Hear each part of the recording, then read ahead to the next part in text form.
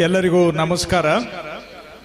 ಇಂದಿನ ಕಾರ್ಯಕ್ರಮ ಅಧ್ಯಕ್ಷತೆ ವಹಿಸಿರತಕ್ಕಂಥವರು ಕರ್ನಾಟಕ ವಿಧಾನಸಭೆಯ ಅಧ್ಯಕ್ಷರು ಹಾಗೂ ಈ ವಿಧಾನಸಭಾ ಕ್ಷೇತ್ರದ ಶಾಸಕರು, ನಮಗೆ ಆತ್ಮೀಯರು ಆದಂಥ ಶ್ರೀ ಯುಟಿ ಖಾದರ್ ರವರೇ, ಜಿಲ್ಲಾ ಉಸ್ತುವಾರಿ ಸಚಿವರು, ಸ್ನೇಹಿತರು, ಆರೋಗ್ಯ ಸಚಿವರು ಶ್ರೀ ದಿನೇಶ್ ಗುಂಡೂರಾವ್ ರವರು, ಆತ್ಮೀಯ ಸ್ನೇಹಿತರುಗಳು, ಶಾಸಕರುಗಳು ಶ್ರೀ ಮಂಜುನಾಥ್ ಭಂಡಾರಿ ಅವರು, ಹರೀಶ್ ಕುಮಾರ್ ರವರು, ಫಾರೂಕ್ ರವರು, ಹಾಗೆ ಮಾಜಿ ಶಾಸಕರು ಐವನ್ ರವರು, ನಮ್ಮ ಹಾಗೆ ಮಂಗಳೂರು ನಗರಾಭಿವೃದ್ಧಿ ಪ್ರಾಧಿಕಾರ ಅಧ್ಯಕ್ಷರು ಮತ್ತು ಉಲ್ಲಾಳ ನಗರಾಭಿವೃದ್ಧಿ ಪ್ರಾಧಿಕಾರ ಈ ಭಾಗದ ಅಧ್ಯಕ್ಷರು, ಹಾಗೆ ಜಿಲ್ಲಾಧಿಕಾರಿಗಳಿದ್ದಾರೆ, ಜಿಲ್ಲಾ ಸಿಇಒ ಅವರಿದ್ದಾರೆ,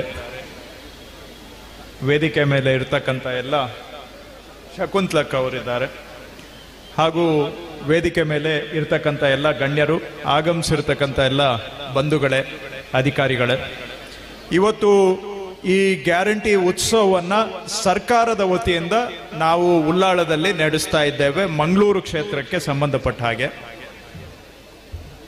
ಈ ಗ್ಯಾರಂಟಿ ಉತ್ಸವ ಮಾಡ್ತಾ ಇರುವಂತಹದ್ದು ತಮಗೆ ಗೊತ್ತಿರೋ ಹಾಗೆ ಕರ್ನಾಟಕ ರಾಜ್ಯದಲ್ಲಿ ಕಾಂಗ್ರೆಸ್ ಸರ್ಕಾರ ಬಂದ ನಂತರ ನಾವು ಚುನಾವಣೆಗೆ ಮೊದಲು ಏನು ಮಾತನ್ನ ಕೊಟ್ಟಿದ್ವಿ, ಆ ಮಾತನ್ನ ನುಡಿದಂತೆ ನಡೆದು 5 ಗ್ಯಾರಂಟಿಗಳನ್ನ ಬಹಳ ಶೀಘ್ರವಾಗಿ ಅನುಷ್ಠಾನ ಮಾಡಿದ್ದೇವೆ. ಇವತ್ತು 5 ಗ್ಯಾರಂಟಿಗಳು ಅಂದ್ರೆ ಅನ್ನಭಾಗ್ಯ ಯೋಜನೆ.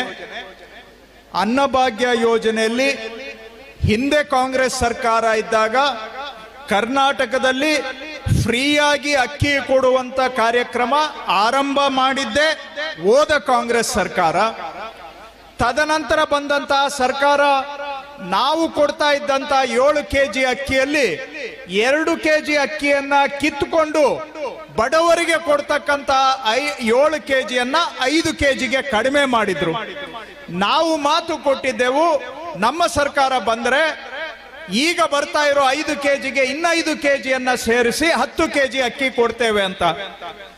ಇನ್ನು 5 ಕೆಜಿ ಅಕ್ಕಿ ಕೊಡೋಣ ಅಂದ್ರೆ ಕೇಂದ್ರ ಸರ್ಕಾರದವರು ಅವ್ರ ಹತ್ರ ಕೋಟ್ಯಾಂತರ ಕೆಜಿ ಅಕ್ಕಿ ಬಿದ್ದಿದ್ರು ಕೂಡ ಕರ್ನಾಟಕದಲ್ಲಿ ಬಡವರಿಗೆ ಕೊಡೋದಿಲ್ಲ ಅಂತೇಳಿ ನಮ್ಮ ಸರ್ಕಾರಕ್ಕೆ ಅಕ್ಕಿಯನ್ನ ಕೊಡ್ಲಿಲ್ಲ.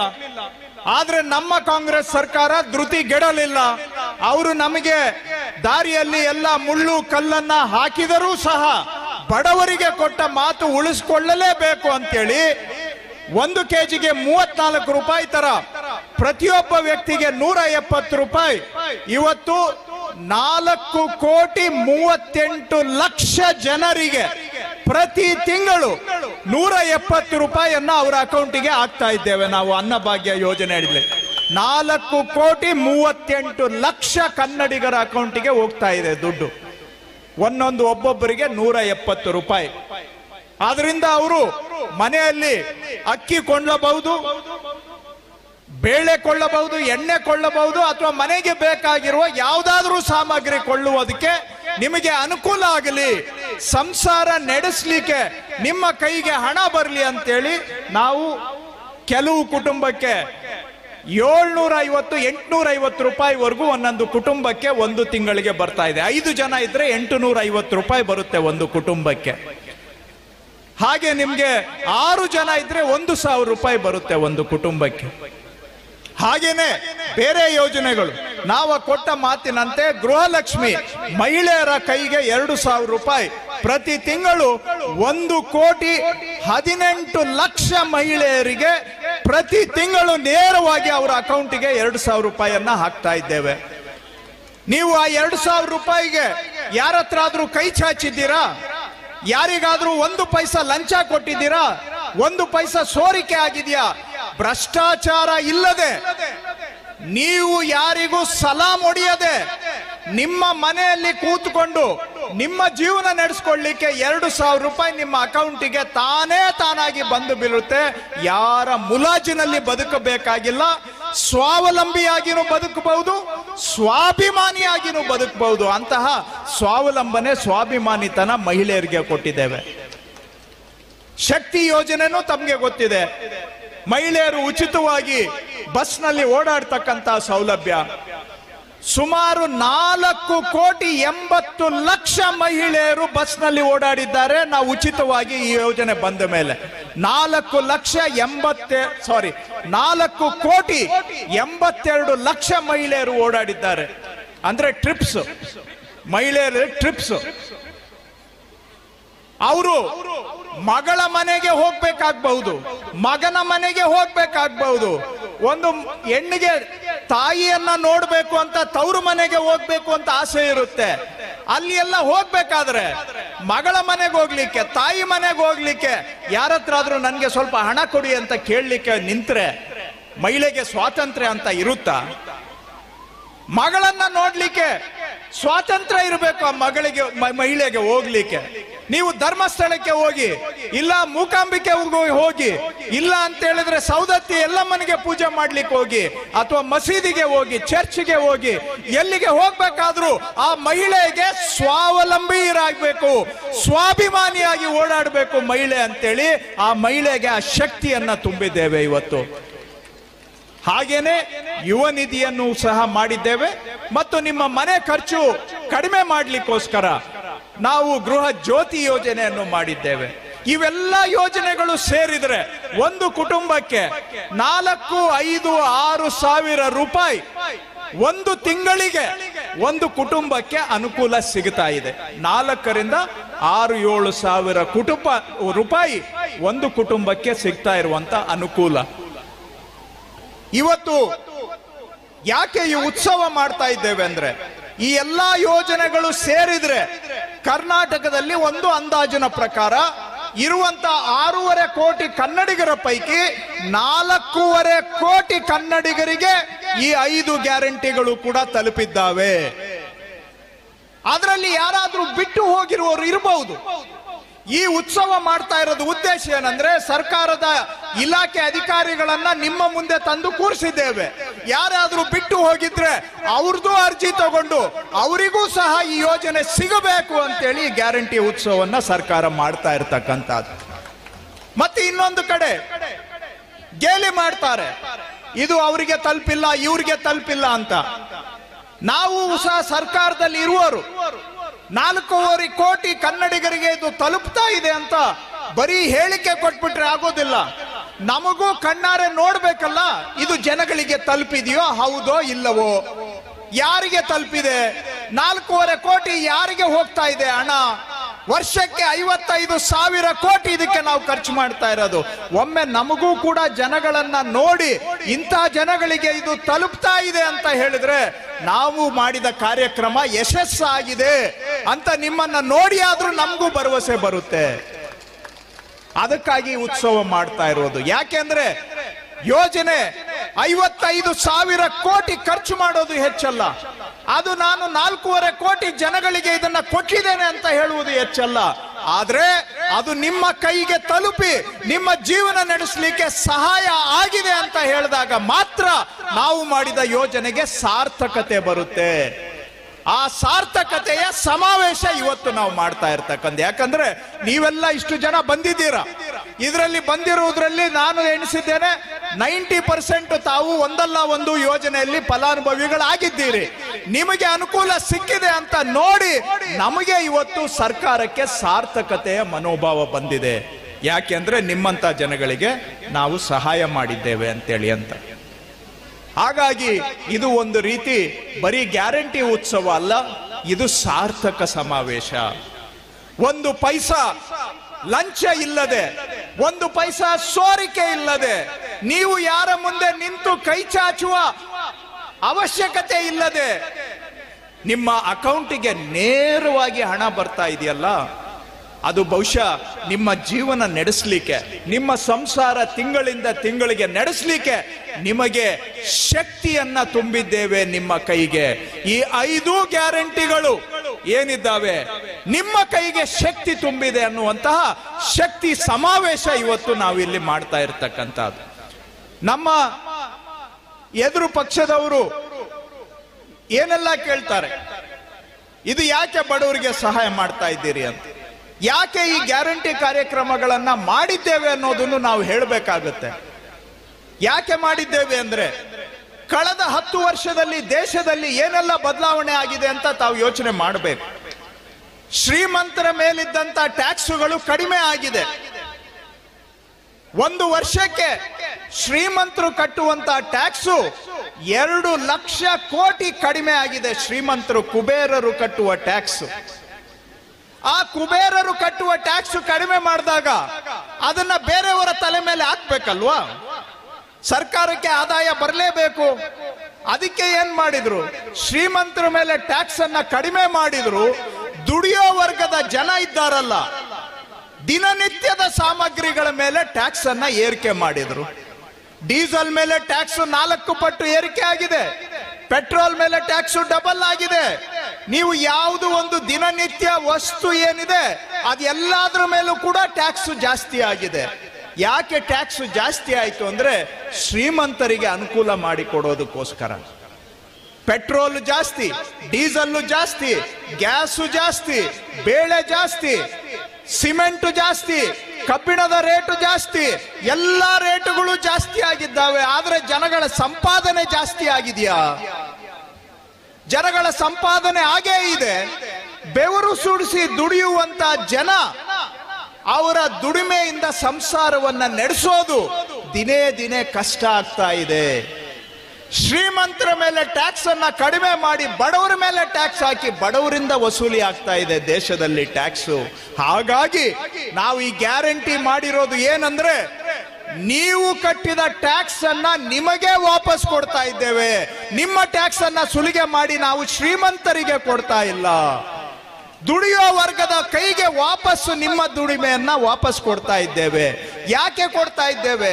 ಎಲ್ಲ ರೇಟುಗಳು ಜಾಸ್ತಿಯಾಗಿ ಜೀವನ ನಡೆಸೋದು ಕಷ್ಟ ಆಗಿರುವಾಗ ಕನಿಷ್ಠ ತಿಂಗಳಿಗೆ 4-5 ಸಾವಿರ ರೂಪಾಯಿ ಆದ್ರೂ ನಿಮ್ಮ ಕೈನಲ್ಲಿ ಇದ್ರೆ ನಿಮ್ಮ ಕುಟುಂಬ ನಡೆಸಲಿಕ್ಕೆ ಇದು ಸಹಾಯ ಆಗಬಹುದು ಅಂಥೇಳಿ ನಿಮಗೆ ಈ ಗ್ಯಾರಂಟಿಗಳ ಮುಖಾಂತರ ಒಂದು 4-5 ಸಾವಿರ ರೂಪಾಯಿ ಒಂದು ತಿಂಗಳಿಗೆ ನಿಮ್ಮ ಕೈಗೆ ತಲುಪಿಸ್ತಾ ಇರತಕ್ಕಂಥದ್ದು. ಅವರು ಇದನ್ನ ಬಿಟ್ಟಿ ಭಾಗ್ಯ ಅಂತ ನಮ್ಮ ವಿರೋಧ ಪಕ್ಷದವರು ಟೀಕೆ ಮಾಡ್ತಾರೆ.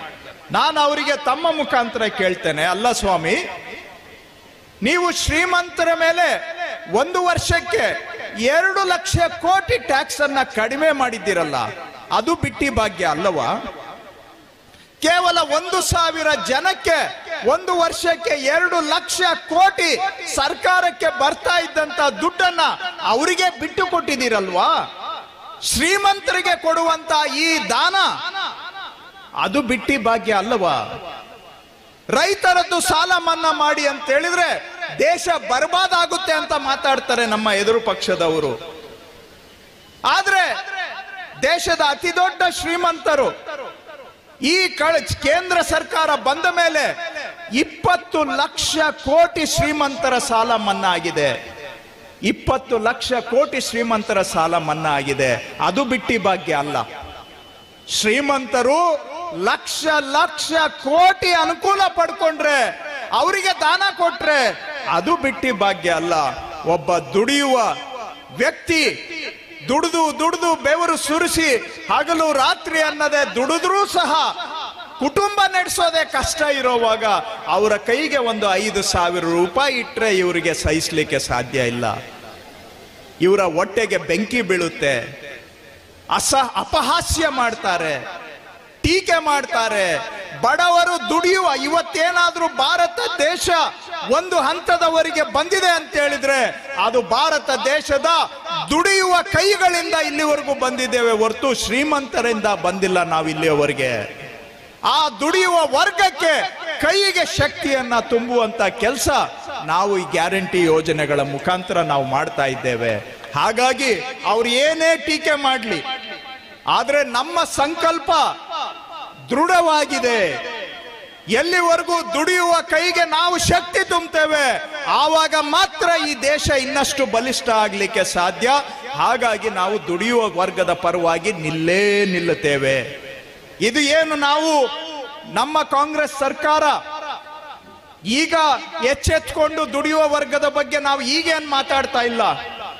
ನೀವು ಹಿಂದೆ ಇಂದಿರಾ ಗಾಂಧಿ ಕಾಲಕ್ಕೆ ಹೋದ್ರೂ ಸಹ ಆವತ್ತಿನಿಂದ ಈ ದೇಶದಲ್ಲಿ ಯಾರಾದ್ರೂ ಬಡವರ ಪರವಾಗಿ ಕೆಲಸ ಮಾಡಿದ್ದಾರೆ ಅಂದ್ರೆ ಅದು ಕಾಂಗ್ರೆಸ್ ನೇತೃತ್ವದ ಸರ್ಕಾರಗಳು. ನಾವು ಈಗ 2024ನೇ ವರ್ಷದಲ್ಲಿ ಇದ್ದೇವೆ. ಬಹುಶಃ ಇಲ್ಲಿ ಎಲ್ಲ ಮರ್ತಿದ್ದೇವೆ, ಎಲ್ಲರೂ ಮರ್ತಿದ್ದೇವೆ ನಾವು. ಅದು ಕರಾವಳಿ ಭಾಗದಲ್ಲಿ ಬಹುಶಃ ಜಾಸ್ತಿ ಮರ್ತಿದ್ದೇವೆ ಅಂತ ಕಾಣ್ತದೆ. 1974 ಈ ಬರುವ ತಿಂಗಳಿಗೆ 50 ವರ್ಷ ಆಗುತ್ತೆ. ಏನು ಕರ್ನಾಟಕದಲ್ಲಿ ಭೂ ಸುಧಾರಣೆ ಕಾನೂನು ಜಾರಿಯಾಗಿ ಈ ವರ್ಷಕ್ಕೆ 50 ವರ್ಷ ಆಗಿದೆ.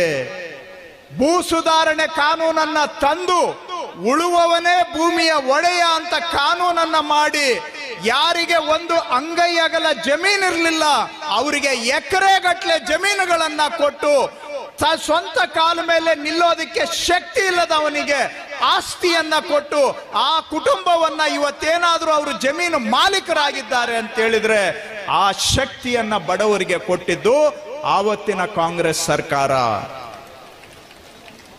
ಈ ದೇಶದಲ್ಲಿ ಭೂ ಸುಧಾರಣೆ ಕಾನೂನನ್ನ ಜಾರಿ ಮಾಡಿದ್ದು ಕೋಟ್ಯಾಂತರ ಜಮೀನಿಲ್ಲದ ಜನಗಳಿಗೆ ಕೋಟ್ಯಾಂತರ ಎಕರೆ ಜಮೀನನ್ನ ಕೊಟ್ಟಿದ್ದು ಕೂಡ ಕಾಂಗ್ರೆಸ್ ಸರ್ಕಾರ. ಈ ವರ್ಷಕ್ಕೆ 50 ವರ್ಷ ಆಗಿದೆ. ಅದನ್ನ ನಾವು ಈ ವರ್ಷ ಒಂದು ಅರ್ಥಪೂರ್ಣವಾದಂತಹ 50 ವರ್ಷಗಳ ಸಂಭ್ರಮಾಚರಣೆ ಮಾಡಬೇಕು ಅಂತ ಮಾಡಿದ್ದೇವೆ. ಯಾಕಂದ್ರೆ ದೇಶದ ಇತಿಹಾಸದಲ್ಲಿ ಕ್ರಾಂತಿಕಾರಿ ಕಾನೂನು ಭೂ ಸುಧಾರಣೆ ಕಾನೂನು. ಉಳುವವನಿಗೆ ಭೂಮಿಯ ಒಡೆಯ ಅಂತೇಳಿ ಬಡವರು, SC ST ಹಿಂದುಳಿದ ವರ್ಗದವರು, ಜಮೀನಿಲ್ಲದಂತ ರೈತರು ಅವರಿಗೆಲ್ಲ ಜಮೀನು ಕೊಡುವಂತ ಕ್ರಾಂತಿ ಕಾಂಗ್ರೆಸ್ ಆರಂಭ ಮಾಡಿದ್ದು. ಅಲ್ಲಿಂದ ನೀವು ಯಾವುದೇ ತಗೊಳ್ಳಿ, ಇವತ್ತು ನಾವಿಲ್ಲಿ ಕೊಟ್ಟವಲ್ಲ 94C ಮತ್ತು 94CC ಈ ಕಾನೂನನ್ನು ತಂದಿದ್ಯಾರು? ಕಳೆದ ಬಾರಿ ಇದ್ದಂತ ಕಾಂಗ್ರೆಸ್ ಸರ್ಕಾರ ಸಿದ್ದರಾಮಯ್ಯನವರ ನೇತೃತ್ವದಲ್ಲಿ ಯಾರು ಬಡವರು ಸ್ವಂತ ಮನೆ ಇಲ್ಲದವರಿಗೆ ಸರ್ಕಾರಿ ಜಾಗದಲ್ಲಿ ಅನಿವಾರ್ಯವಾಗಿ ಮನೆ ಕಟ್ಕೊಂಡಿದ್ರೆ ಅಂತವರಿಗೆ ಹಕ್ಕುಪತ್ರ ಕೊಟ್ಟು ಬದುಕುವ ಮನೆಗೆ ನೆಮ್ಮದಿಯ ಆಶ್ರಯವನ್ನ ಕೊಡ್ತಕ್ಕಂತ 94C ಮತ್ತು CC ಯೋಜನೆ ಜಾರಿ ಮಾಡಿದ್ದು ಕೂಡ ಕಾಂಗ್ರೆಸ್ ಸರ್ಕಾರ. ಇವತ್ತು ದಕ್ಷಿಣ ಕನ್ನಡದಲ್ಲಿ ಫಾರ್ಮ್ 50 ಅಲ್ಲಿ ನಾವು ಜಮೀನು ಕೊಟ್ಟಿದ್ದೇವೆ, ಫಾರ್ಮ್ 53 ಅಲ್ಲಿ ಜಮೀನು ಕೊಟ್ಟಿದ್ದೇವೆ. ಸಾಲದಕ್ಕೆ ಇನ್ನೂ ಕೆಲವರು ಬಡವರು ಸಾಗುವಳಿದಾರರು ಉಳಿದು ಹೋಗಿದ್ದಾರೆ ಅಂತೇಳಿ ಹೋದ ಬಾರಿ ಕಾಂಗ್ರೆಸ್ ಸರ್ಕಾರ ಇದ್ದಾಗ ಫಾರ್ಮ್ 57 ಅಂತ ತಗೊಂಡು ಬಂದು ಅದರಲ್ಲಿ ಅರ್ಜಿ ಹಾಕಿ ಅವಕಾಶ ಮಾಡಿಕೊಟ್ಟಿದ್ದು ಕೂಡ ಕಾಂಗ್ರೆಸ್ ಸರ್ಕಾರ. ಹೋದ 5 ವರ್ಷ ಬಿಜೆಪಿಯವರು ಆ ಫಾರ್ಮ್ 57 ಅನ್ನ ವಿಲೆ ಮಾಡಲಿಲ್ಲ. ಈಗ ನಾನು ನಮ್ಮ ಈ ಮಂಗಳೂರು ಜಿಲ್ಲೆಯಲ್ಲಿ ಎಲ್ಲಾ ತಾಲೂಕುಗಳಲ್ಲೂ ಕೂಡ ಬಗೆಹರುಕುಂ ಸಮಿತಿಯನ್ನ ಬಂದ ಕೂಡಲೇ ನಾವು ರಚನೆ ಮಾಡಿದ್ದೇವೆ. ಬಾಕಿ ಇರುವಂತಹ ಫಾರ್ಮ್ 57 ಅರ್ಜಿಗಳನ್ನ ಮುಂದಿನ ಒಂದು 8 ತಿಂಗಳ ಒಳಗಡೆ ಎಲ್ಲಾ ಅರ್ಜಿಗಳನ್ನ ವಿಲೆ ಮಾಡಿ ಯಾರು ಅರ್ಹರಿದ್ದಾರೆ ಅವರಿಗೆ ಭೂಮಿಯನ್ನ ಕೂಡ ಕೊಡ್ತಕ್ಕಂತ ಕೆಲಸ ನಾವು ಮಾಡ್ತೇವೆ. ಈ 2-3 ಉದಾಹರಣೆ ಯಾಕೆ ಹೇಳಿದೆ ಅಂದ್ರೆ, ನಾವು ಯಾವತ್ತೋ ಒಂದು ದಿನ ಬೆಳಿಗ್ಗೆ ಎದ್ದುಬಿಟ್ಟು ಗ್ಯಾರಂಟಿ ಕಾರ್ಯಕ್ರಮ ಕೊಡೋಣ ಅಂತ ನಾವು ಸಡನ್ ಆಗಿ ನಮ್ಗೆ ಏನು ಕನಸಲ್ಲಿ ಬಂದಿದ್ದು ಅಲ್ಲ. ಕಾಂಗ್ರೆಸ್ ಮೊದಲಿನಿಂದಲೂ ಕೂಡ ಸರ್ಕಾರ ಇದ್ದಾಗ ಎಲ್ಲವೋ ಸಂದರ್ಭದಲ್ಲಿ ದುಡಿಯುವ ವರ್ಗದ ಪರ ನಾವು ಕೆಲಸ ಮಾಡಿಕೊಂಡು ಬಂದಿದ್ದೇವೆ. ಅದರ ಮುಂದುವರೆದ ಭಾಗವೇ ಈ ಗ್ಯಾರಂಟಿ ಕಾರ್ಯಕ್ರಮಗಳು. ಮುಂದೆಯೂ ಸಹ ಯಾವತ್ತೂ ನಾವು ದುಡಿಯೋ ವರ್ಗದ ಪರವಾಗಿ ನಾವು ನಿಲ್ಲುತ್ತೇವೆ ಅಂತಕ್ಕಂಥ ಮಾತನ್ನ ಸ್ಪಷ್ಟವಾಗಿ ಸಂದರ್ಭದಲ್ಲಿ ಹೇಳ್ತಾ, ಮಾನ್ಯ ವಿಧಾನಸಭಾ ಅಧ್ಯಕ್ಷರು ಇವತ್ತು ಬರೀ ಗ್ಯಾರಂಟಿ ಉತ್ಸವ ಅಷ್ಟೇ ಅಲ್ಲ, ಅದರ ಜೊತೆಗೆ ಸುಮಾರು 700 94C CC ಹಕ್ಕುಪತ್ರಗಳನ್ನ ಕೊಡ್ತಕ್ಕಂತಹದ್ದು ನಿವೇಶನ ರೈತರಿಗೆ, ಅದರ ಜೊತೆಗೆ ಮುನ್ಸಿಪಾಲಿಟಿಗೆ ಬೇಕಾದಂತಹದ್ದು ಮತ್ತು ಅವರ ಸ್ವಂತ ಹಣದಿಂದ ನಮ್ಮ ವಿಲೇಜ್ ಅಕೌಂಟೆಂಟ್ಗಳಿಗೆ ಲ್ಯಾಪ್ಟಾಪ್ಗಳನ್ನ ಕೊಟ್ಟು ಜನಗಳ ಕೆಲಸ ವೇಗವಾಗಿ ಮಾಡಲಿಕ್ಕೆ ಆ ಒಂದು ಸಹಾಯ, ಇವೆಲ್ಲವನ್ನ ಸೇರಿಸಿ ಇವತ್ತು ಈ ಸಮಾವೇಶವನ್ನ ವಿಧಾನಸಭಾ ಅಧ್ಯಕ್ಷರು ಹಮ್ಮಿಕೊಂಡಿದ್ದಾರೆ. ಅವರು ನನಗೆ ಬಹಳ ಹಳೆಯ ಸ್ನೇಹಿತರು ಆದರೂ ಕೂಡ ಇವತ್ತು ಇಡೀ ಕರಾವಳಿಗೆ ಒಂದು ಹೆಮ್ಮೆಯ ವಿಷಯ ಅಂತ ಹೇಳ್ಬೋದು. ಕರಾವಳಿಯವರು ಇವತ್ತು ವಿಧಾನಸಭೆಯ ಅಧ್ಯಕ್ಷರಾಗಿ ಮತ್ತು ಬಹಳ ಸಮರ್ಥರಾಗಿ ಅದನ್ನ ನಡೆಸ್ತಾ ಇದ್ದಾರೆ. ವಿಧಾನಸಭೆ ಇತಿಹಾಸ ನೀವು ತೆಗೆದು ನೋಡ್ಬಿಟ್ರೆ ಯಾರು ಕೂಡ ಬೆಳಿಗ್ಗೆ 9 ಗಂಟೆಗೆ ಅಧಿವೇಶನ ನಡೆಸಲಿಕ್ಕೆ ಯಾರಿಂದನೂ ಸಾಧ್ಯ ಆಗಿರ್ಲಿಲ್ಲ. ಇವತ್ತು ಬೆಳಿಗ್ಗೆ 9 ಗಂಟೆಯಿಂದ ಶುರು ಮಾಡಿದ್ರೆ ನಮ್ಮಂತಹ ಸ್ವಲ್ಪ ಮೈಗಳ್ಳರಿಗೆ ಬೆಳಿಗ್ಗೆ 9 ಗಂಟೆಯಿಂದ ಸಂಜೆ 8 ಗಂಟೆವರೆಗೂ ಕೂಡ ಕೂಡಿಸಿ ವಿಧಾನಸಭೆಯಲ್ಲಿ ಜನಗಳ ಕೆಲಸ ಮಾಡಿ ನೀವು ಮೈಗಳ್ಳರಾಗಬೇಡಿ ಅಂತ ನಮಗೆಲ್ಲ ಜಾಗೃತಿಯನ್ನ ಮೂಡಿಸಿ ಸುದೀರ್ಘವಾದಂಥ ವಿಧಾನಸಭೆಯ ಅಧಿವೇಶನವನ್ನ ನಡೆಸ್ತಕ್ಕಂಥ ಸಾಧನೆ ಇವತ್ತು ಮಾನ್ಯ ಸಭಾಧ್ಯಕ್ಷರಾದಂಥ ಖಾದರ್ ಅವರು ಮಾಡಿದ್ದಾರೆ. ಮತ್ತಷ್ಟೇ ಅಲ್ಲ, ಬಹಳ ವರ್ಷ ಆಗಿತ್ತು ಅನ್ಸುತ್ತೆ ಕರಾವಳಿ ಭಾಗದವರು ವಿಧಾನಸಭೆ ಅಧ್ಯಕ್ಷರು ಆಗಿ. ಬಹಳ ಹಿಂದೆ ಯಾವಾಗೋ ಬಾಳಿಗಾರವರೇ ಕೊನೆಯದು. ಅದಾದ ನಂತರ ಸುಮಾರು 30-40 ದಶಕಗಳ ನಂತರ ಇವತ್ತು ವಿಧಾನಸಭೆಯ ಅಧ್ಯಕ್ಷರಾಗ್ತಕ್ಕಂತಹ ಗೌರವ ಇವತ್ತು ನಿಮ್ಮ ಉಲ್ಲಾಳದವರಿಗೆ ಸಿಕ್ಕಿದೆ ಅಂತ ಹೇಳಿದ್ರೆ ಪ್ರತಿಯೊಬ್ಬರಿಗೂ ಕೂಡ ಹೆಮ್ಮೆಯ ವಿಷಯ.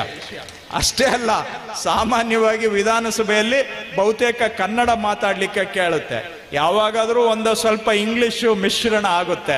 ಆದ್ರೆ ಈಗ ತುಳು ಭಾಷೆದೇ ಜಾಸ್ತಿ ಆಗ್ಬಿಟ್ಟಿದೆ ನಮ್ಮ ವಿಧಾನಸಭೆಯಲ್ಲಿ. ತುಳುವಿನ ಯಾವಾಗ್ಲೂ ಕೂಡ ತುಳು ಕೇಳಿಸ್ಲಿಕ್ಕೂ ಕೂಡ ಸಿಗುತ್ತೆ. ಅಂತಹ ನಿಮ್ಮ ತುಳು ಭಾಷೆಯನ್ನ ವಿಧಾನಸಭೆಯ ಒಳಗಡೆ ತೆಗೆದುಕೊಂಡು ಬಂದು ಎಲ್ಲರನ್ನೂ ಕೂಡ ಜೊತೆಗೆ ತೆಗೆದುಕೊಂಡು ಬಹಳ ಲವಲವಿಕೆಯಿಂದ ಎಲ್ಲರನ್ನ ಒಳಗೊಂಡು ಬಹಳ ಸಕ್ರಿಯವಾಗಿ ಅವರು ವಿಧಾನಸಭೆ ಅಧ್ಯಕ್ಷರಾಗಿ ಕೆಲಸ ಮಾಡ್ತಾ ಇರೋದು ನಿಮಗೆಲ್ಲ, ನಾವು ಅವರು ನಮ್ಮ ಹಳೆ ಸ್ನೇಹಿತರು, ನಮಗೂ ಹೆಮ್ಮೆ, ಇಡೀ ಕರಾವಳಿ ಭಾಗಕ್ಕೆ ಹೆಮ್ಮೆ ಅಂತ ನಾನು ಭಾವಿಸಿದ್ದೇನೆ. ಅವರು ಇವತ್ತು ಈ ಕ್ಷೇತ್ರದಲ್ಲಿ ನಮ್ಮ ಜಿಲ್ಲಾ ಆಡಳಿತ ಮತ್ತು ಜಿಲ್ಲಾ ಸಚಿವರ ಮಾರ್ಗದರ್ಶನದಲ್ಲಿ ಬಹಳ ಯಶಸ್ವಿಯಾಗಿ ಕಾರ್ಯಕ್ರಮ ಆಗಿದೆ. ಅವರೆಲ್ಲರಿಗೂ ನಾನು ಅಭಿನಂದನೆಯನ್ನ ಸಲ್ಲಿಸಿ ನನ್ನ 4 ಮಾತಿಗೆ ವಿರಾಮ ಕೊಡ್ತೇನೆ. ಧನ್ಯವಾದ.